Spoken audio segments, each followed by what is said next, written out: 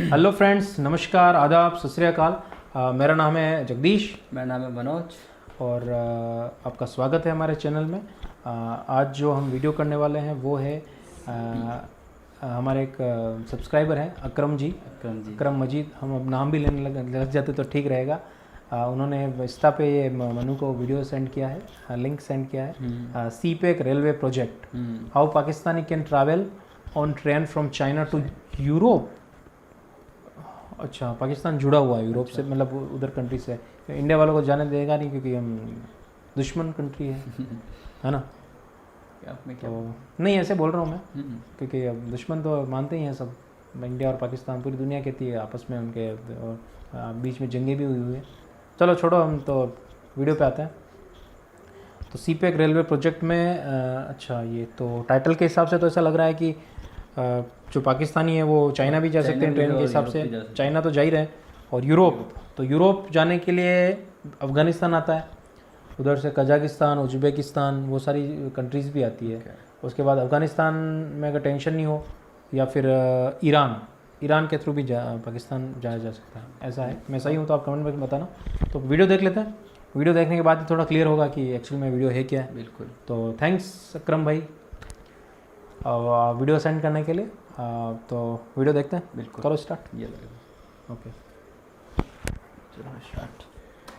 बिस्मिल्लाहिर्रहमानिर्रहीम। अस्सलाम वालेकुम नाजरीन, क्या आपको पता है दुनिया की बहुत बड़ी रेलवे लाइंस कौन सी हैं और ये कितने बड़े आजमों के कितने दर्जन ममालिक के दरमियान चलती हैं? क्या एक पाकिस्तानी इस रेलवे नेटवर्क से फायदा उठा सकता है? नाजरीन, दुनिया में इस वक्त एक बहुत बड़ा रेलवे नेटवर्क चीन से शुरू होता हुआ लंदन तक जाता है। ये ट्रेन 12,000 किलोमीटर का सफर 18 रोज में तय करती हुई चीन से लंदन पहुँचती है। ये तजारती ट्रेन है जो चीन के सूबे ज़ीजोंग के शहर यीवू से शुरू होती हुई काजाकिस्तान के रास्ते रूस, बेलारूस, पोलैंड, जर्मनी, बेल्जियम और फ्रांस से होती हुई बर्तानिया के दारुल हुकूमत लंदन तक जाती है। मतलब 3 बड़े आज़म और इनके बहुत से ममालिक इससे फायदा उठाते हैं। सन 2020 में चीन और यूरोप के दरमियान 12,400 ट्रेनें चली और हत्ता कि 2020 में चीन अमेरिका को पीछे छोड़कर यूरोपीय यूनियन का सबसे बड़ा तजारती शराकतदार बन गया। मजे की बात यह है कि बहुत से लोगों को पता नहीं होगा कि ये पहली ट्रेन नहीं है जो चीन से यूरोप पहुंची। लंदन यूरोप का पहला नहीं 15वां शहर है जहां चीन ने अपनी माल बरदार ट्रेन सर्विस का आगाज किया है। लेकिन क्या ये सब काफी है? क्या एक पाकिस्तानी इस रेलवे के आलमी तजारती नेटवर्क और इस जैसे बाकी आलमी रेलवे नेटवर्क से फायदा उठा सकता है? जी हाँ, उठा सकता है। वक्त आ चुका है कि आम पाकिस्तानी हजरात अपना मुस्तकबिल रोशन करें। नाजरीन, दुनिया में तजारती इनकलाब पैदा करने वाला चीन एक ऐसी मुआशी सुपर पावर बन चुका है कि इसका मुकाबला करना किसी के भी बस में नहीं रहा। लेकिन इस सब के बावजूद चीन इससे कहीं आगे की सोच रहा है। चीन इससे कहीं आगे बढ़ने के लिए जद्दोजहद करते हुए वन बेल्ट वन रोड नामी मंसूबे पर काम कर रहा है जो पूरी दुनिया को मुख्तलिफ रास्तों से जोड़ देता है। एक रोड बनाकर दुनिया के तमाम ममालिक को जोड़ने की कोशिश की जा रही है। एक रोड सैटेलाइट के जरिए आसमान पर बनाकर पूरी दुनिया को कवर किया गया है और एक रास्ता जेरे आब समुद्रों के अंदर बनाकर पूरी दुनिया को डिजिटल केबल के जरिए जोड़ा गया है। हम इन तीनों रास्तों पर तफसीली गुफ्तगू कर चुके हैं, लेकिन अहम तरीन रास्ता जो तजारत में अहम मुकाम रखता है वो इसका रेलवे नेटवर्क है जो पाकिस्तान समेत सारी दुनिया को कवर अप कर रहा है। सिर्फ चंद सालों की बात है, इसी रेलवे नेटवर्क की वजह से एक पाकिस्तानी ट्रेन पर बैठकर न सिर्फ पूरे पाकिस्तान का चक्कर लगा सकेगा बल्कि पूरे एशिया घूमता हुआ, तजारत करता हुआ दिन रात कमाई कर सकेगा। इस वीडियो में हम आपको चीन के इसी रेलवे नेटवर्क के बारे में बताएंगे कि कैसे ये पाकिस्तानियों समेत पूरी दुनिया में एक इनकलाब पैदा करने जा रहा है। सबसे पहले तो याद रखें, वन बेल्ट वन रोड एक आलमी मंसूबा है जो पाकिस्तान से शुरू होता हुआ चीन को सड़क और रेल के मुख्तलिफ राहदारियों के जरिए एशिया के तकरीबन तमाम ममालिक से मिलाते हुए यूरोप तक जाता है। इन राहदारियों का एक अहम तरीन हिस्सा चीन पाकिस्तान इक्तसादी राहदारी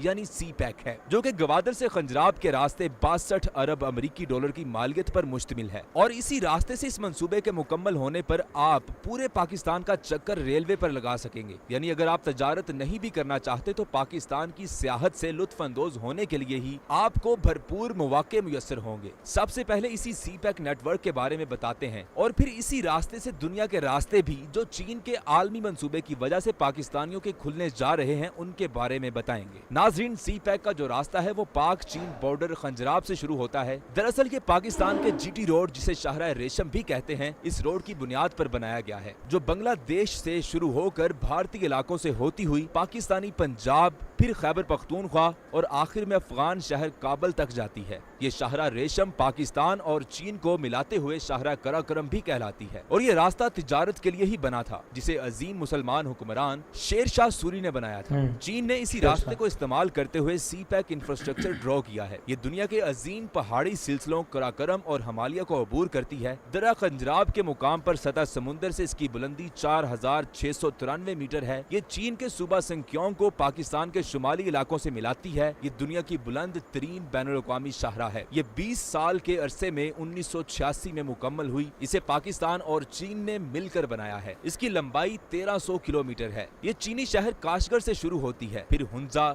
नगर, गिलगित, चल्लास, दासू, बशाम, मानसहरा, एबटाबाद, हरीपुर हजारा से होती हुई हसन अब्दाल के मुकाम पर जीटी रोड से मिलती है। इन्हीं रास्तों को रोड और रेल के जरिए मिलाया जाएगा। एक रेल मंसूबा खंजराब से शुरू होता है। ट्रेन खंजराब से शुरू होगी। इसे कराकरम रेलवे भी कहते हैं। खंजराब रेलवे या कराकरम रेलवे पाकिस्तान के गिलगित बल्तिस्तान के जिला हुंजा नगर को बरास्ता दर्रा खंजराब अवामी जमहूरिया चीन के खुद मुख्तार इलाके शिनजियांग से मिलाने का एक मंसूबा है। पाकिस्तान में खैबर पख्तूनख्वा में ये रेलवे खंजराब से शुरू होकर हवेलियां तक जाएगी। उसके बाद आप पेशावर से सफर शुरू कर सकते हैं। पाकिस्तान के रेलवे नेटवर्क में सबसे बड़ा मंसूबा यही है, जिसका नाम ML1 है, जो पेशावर से कराची 1872 किलोमीटर पर मुश्तमिल है। ये मंसूबा 6 अरब 80 करोड़ डॉलर की लागत से मुकम्मल हो रहा है। इसके मुकम्मल होने पर एक शख्स पेशावर से बैठेगा और कराची तक आ सकेगा। इसके बाद सफर रोडी से शुरू होता है और चमन पर जाकर खत्म होता है। इसके बाद रेलवे का सफर कोयटा से शुरू होता है और तफ्तान बॉर्डर तक जाता है। ये मेन रेलवे लाइंस हैं जिनका हमने आपको बताया। इनके अलावा भी पाकिस्तान में रेलवे रूट्स मौजूद हैं। पाकिस्तान में गवादर के लिए गवादर से बजरिया बसीमा, कोयटा और जैकबाबाद तक नई पटरी बिछाई जाएगी। मेन लाइन 2 जो कोटरी से अटक तक जाती है,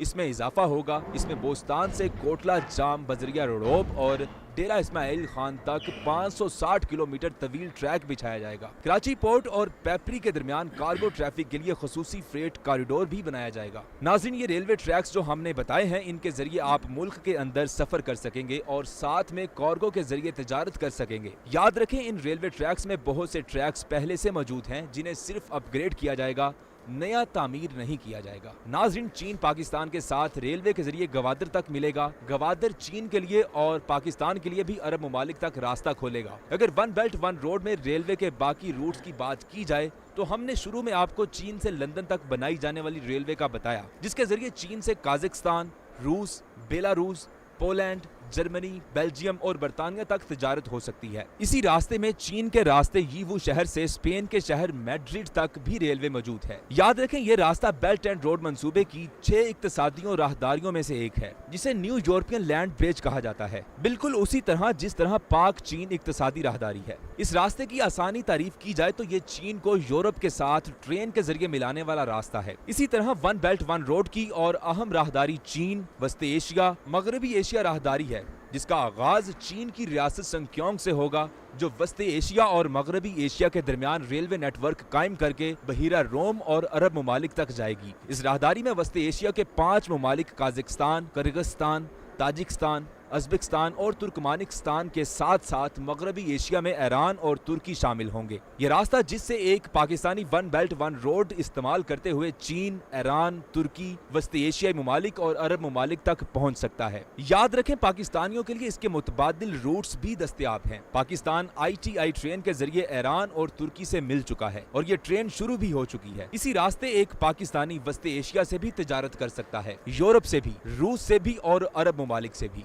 एशिया के लिए तो पाकिस्तान ने खास तैयारी भी कर रखी है। इस सिलसिले में पाकिस्तान, अफगानिस्तान, ताजिकिस्तान और उज़्बेकिस्तान ट्रांसपोर्ट मुआहदे में शामिल हो गया है, जिसके तहत 573 किलोमीटर लंबा रेलवे ट्रैक बिछाया जाएगा। ये ट्रैक मजार शरीफ, काबल, बजरिया, पेशावर पहुंचेगा। नाज़रीन, ये जो रेलवे नेटवर्क हमने आपको बताए हैं, इसमें चीन, रूस, वस्ती एशिया, अरब ममालिक सब कवर अप हो चुके हैं, लेकिन मशरकी ममालिक का क्या? नाज़रीन, इस सिलसिले में वन बेल्ट वन रोड का इंडो चाइना पेनिनसुला राहदारी मंसूबा मौजूद है। इस राहदारी के तहत कंबोडिया, लाओस, वियतनाम, थाईलैंड और सिंगापुर के दरमियान ट्रांसपोर्ट नेटवर्क, सनती प्रोजेक्ट्स, समाजी मुआशी तरक्की वगैरह को फरोग दिया जाएगा। हत्ता कि इस मंसूबे के तहत चीन से वियतनाम तक रेलवे लाइन का प्रोजेक्ट मुकम्मल किया जा चुका है। इसके बाद आखिर में भारत, बांग्लादेश और म्यांमार की बात कर लेते हैं। नाजरीन, वन बेल्ट वन रोड के तहत चीन, म्यांमार, बांग्लादेश, भारत राहदारी का मंसूबा बनाया गया है, लेकिन अब इसमें भारत खारिज हो चुका है। यहाँ बांग्लादेश तक रसाई के लिए पद्मा रेल मंसूबा बनाया गया है। नाजरीन, ये आलमी रेलवे नेटवर्क है जिसके तहत पूरी दुनिया रेलवे के जरिए तजारत कर सकती है। हाँ, जो ममालिक इस मंसूबे में शामिल नहीं, मसलन अमरीका, इंडिया, ऑस्ट्रेलिया,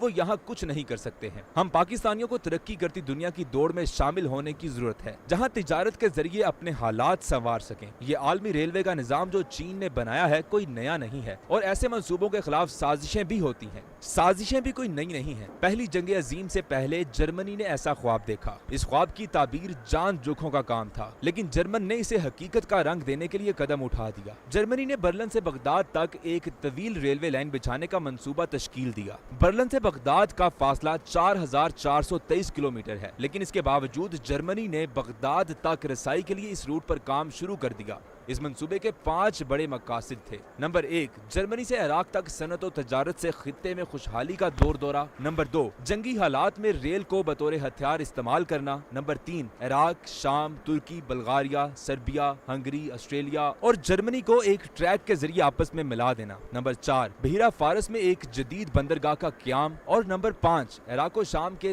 तेल तक बासानी रिसाई। ये वो मकासद थे जिसकी बुनियाद पर इस तवील तरीन रेलवे लाइन का मंसूबा तश्कील पाया। जर्मनी की मदद के लिए खिलाफत उस्मानिया, ऑस्ट्रिया और सर्बिया मौजूद थे।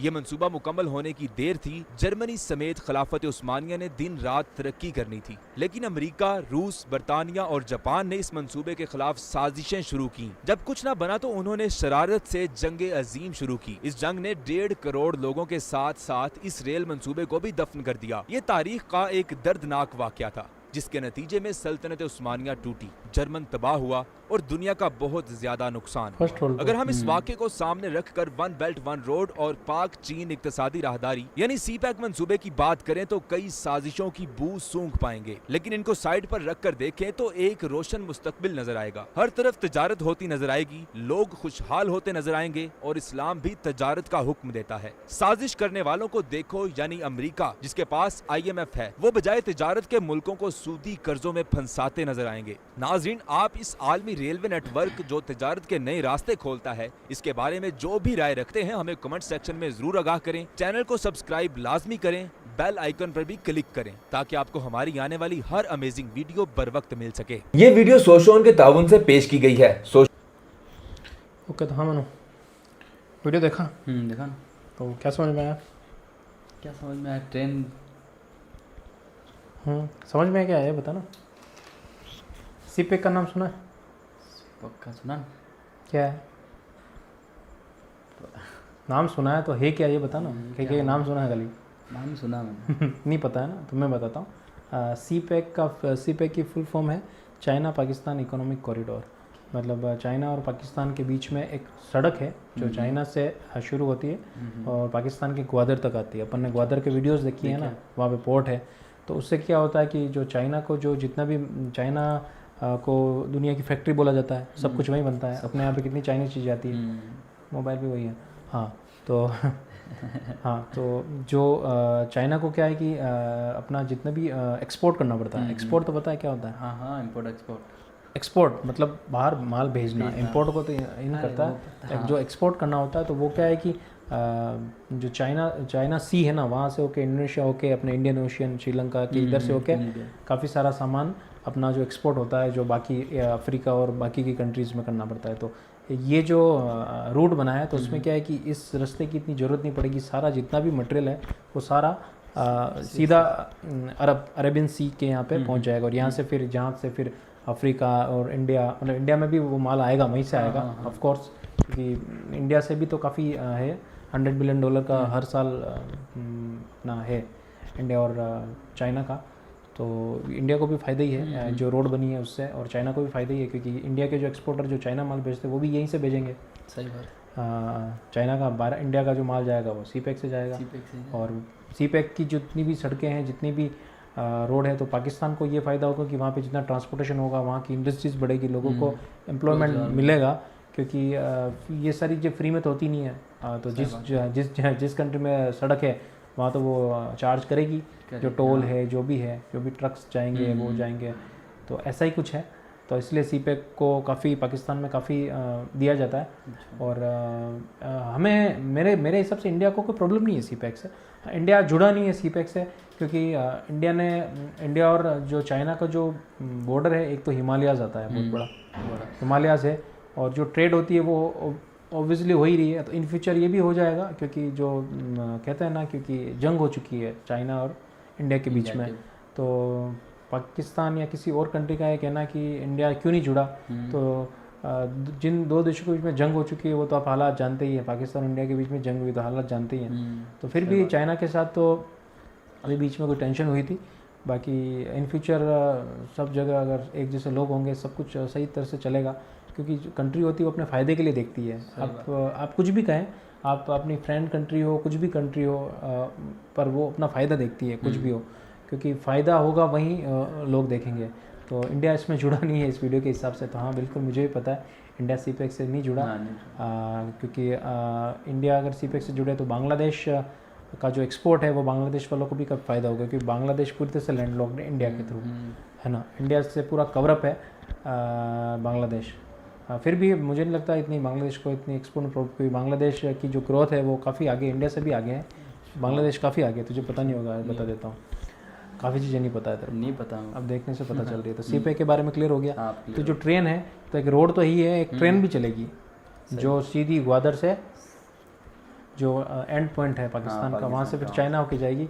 तो ये एक अच्छी चीज़ है, और काफ़ी लंबी रेल लाइन होगी और काफ़ी खूबसूरत भी होगी, क्योंकि समुंदर से बैठ के आपको पहाड़ों में जाना तो वो देखने में भी काफ़ी अच्छा लगेगा, है ना। तो ये पूरा है। और चाइना का एक ड्रीम है कि जोड़ना, और सबसे बड़ी रेलवे लाइन चाइना से ब्रिटेन है जो रशिया से होके जाती है।